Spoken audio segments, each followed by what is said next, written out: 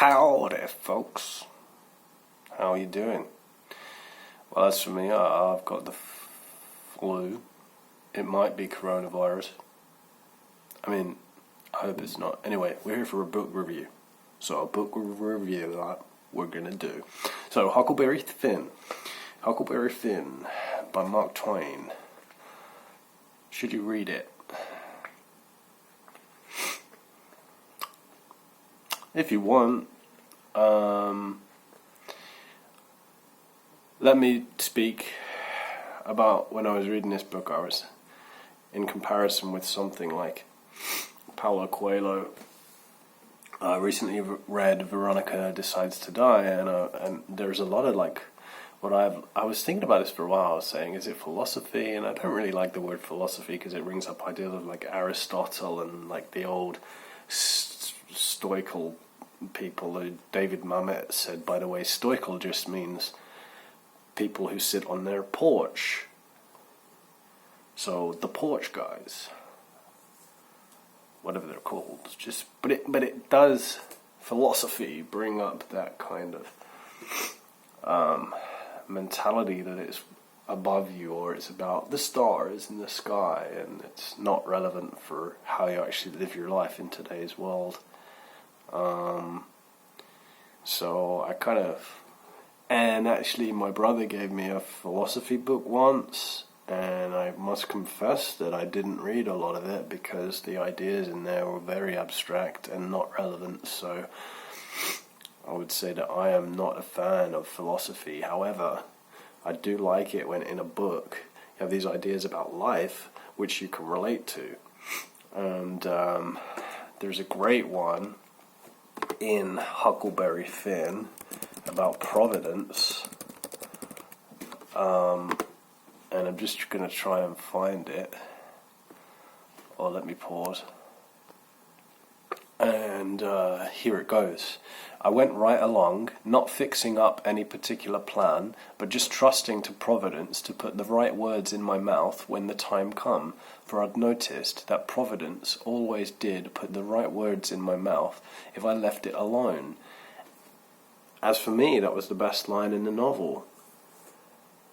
Just amazing, because that is what happens when you just leave things alone. Actually, Providence, it makes you do the right thing, and it's the same thing that Bukowski said, like, don't try. So when you just stop trying and let things take their flow, usually the right thing happens and gets you to the right place, and those are the type of ideas that I really like in books. And so I was thinking that actually the whole novel it's a great story. It's a lot of fun, and that's why I would recommend to read it. If you want to have a lot of fun, read this book. It's very funny. I actually did laugh. Mark Twain obviously was a humorist, and this comes across in a book. There's a lot of things that the characters do that are funny, and it does make you laugh. It is written like a comedy movie would be written today. It's like totally would never happen. It would totally never play out in reality, but as a story, it's very funny, and it's on that line of believable. Yeah, okay, this would not happen, but I'll believe it for the sake of the story, and I'll enjoy myself and have a good time and laugh. So, if that's what you want, then you're going to have a good read. But as for if you want, and I've called it this, I call it little ideas and big ideas. So throughout the story, I think that the plot and the characters in the story, they're the little ideas. But what I love in books is the big ideas. I mean, I love both, but when you have the plot and the story and the characters, and then suddenly this like big idea, which you can go, oh yeah, I can take that and I can really use that quote, like this one, Providence. Providence will put the right words in your mouth when the time comes. It's like, I've felt that, and now I see it expressed, and I know that someone else felt that too, so now I feel that the idea that I had is, I have evidence now that somebody else felt that way, so the idea, the way that I feel, feels more stable. It's like somebody is backing up my idea, And so that gives the idea or the feeling that I had about providence more weight, and I can now feel more confident in my worldview. And so, that's a big part of why I like reading, because it's about stabilizing your worldview. And so that's what I realized. I really like, these big ideas in books, which help you stabilize your worldview. And did I get that in Mark Twain? Once, and I've read you the quote. So that's why I say, should you read it? If you've got time, if you want some fun. Another reason to read it, by the way, is that a big part of the theme is slavery. So obviously, and I just Googled this quickly, but Mark Twain was born November 30th, 1835, and he died, so he lived all the way through to April 21, 1910. So, 1835, his birthday. When was slavery abolished in the States? The 13th Amendment, and obviously if you're American you might already know this, but I'm British, so I didn't know this, but slavery was abolished in the States in January 30th, 1865. So, that makes Twain 29 years old, the same age as me, when slavery was abolished, which means that he did live almost 30 years through a society in which they had slaves, which gives him, exactly the right to create a novel and be authentic. Obviously it's a story, it's fiction, but all fiction is inevitably based on truth, from what we've seen and heard and do. And so, even though it is fiction, obviously it's going to give you some idea of what slavery was like. And there was a line like,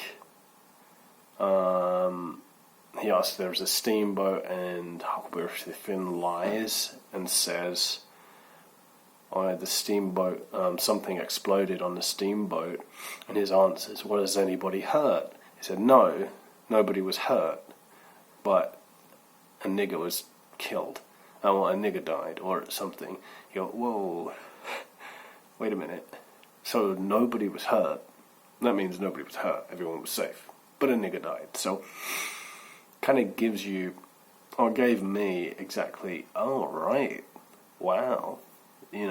Because I live in a society where, everybody has the same value. You would hope. But still, kind of reading that made me understand how black people were actually treated back in 1835 or 1865, not as people. And, so I think that's obviously a big theme of the book. I mean, I think it's taught in American schools, and that would be why, because it does paint a picture of exactly society and racial views, and how white people viewed black people, and how slavery was, and Mark Twain is writing about a runaway nigger, and so as a picture, a fictional picture, but still a picture of what life was like back in 1835. It's going to be interesting to read, and the way that people acted and were back then was definitely interesting to read about. Which is another thing. I mean, so that would depend on what type of big ideas you like, because that's a very historical thing. Whereas what I'm talking about is this abstract philosophy, abstract ideas like providence, faith, courage, love, peace, things like this. So different types of ideas. Yeah, so you're gonna learn a large part of history, and you're gonna have fun along the way. So of course that's why it's gone down in history as a classic, because it does deserve it, and it is a great book. The middle drags on a bit because these two characters, the king and the duke, are introduced, and to be honest, I didn't like them, and I was waiting for them to leave, and then Huckleberry Finn escapes from them. Well, I won't spoil it from you, but that goes on for just way too long in my opinion, and a large middle bit of that book could be cut out because the start was fantastic and the ending was fantastic. But then I wasn't into the two characters in the middle, and I just thought that went on for way too long, and I wanted to get to the end of the book. So that was my kind of criticism as an author, as a writer. I would criticize the middle of the book. Obviously I feel bad doing that because it's Mark Twain.